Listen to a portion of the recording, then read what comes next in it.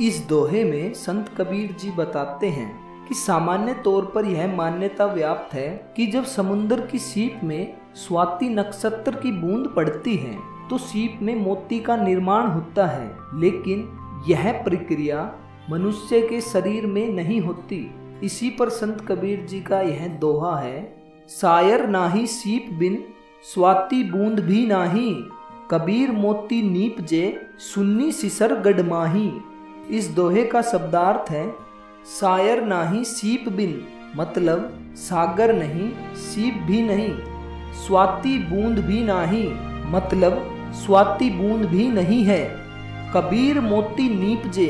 मतलब फिर भी मोती उपज रहे हैं, सुन्नी सिसर गडमाही मतलब शून्य शिखर गढ़ के अंदर। सामान्य तौर पर यह मान्यता व्याप्त है कि जब समुद्र की सीप में स्वाति नक्षत्र की बूंद पड़ती है तो सीप में मोती का निर्माण होता है, लेकिन योग शास्त्र में मनुष्य के शरीर में कैसा अद्भुत स्थान है जहाँ पर समुद्र, स्वाति नक्षत्र की बूंद और सीप का अभाव होने के बावजूद मोक्ष रूपी मोती उत्पन्न हो जाता है।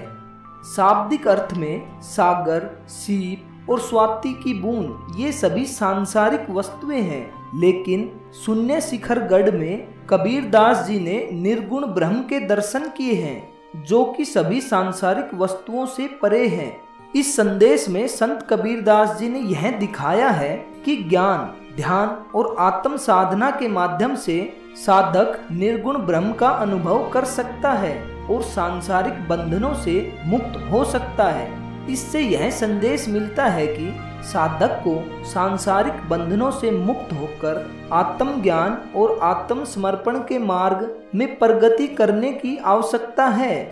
यह साखी सागर, स्वाति बूंद, शिखर और ज्ञान के संबंध में एक गहरा अर्थ दर्शाती है।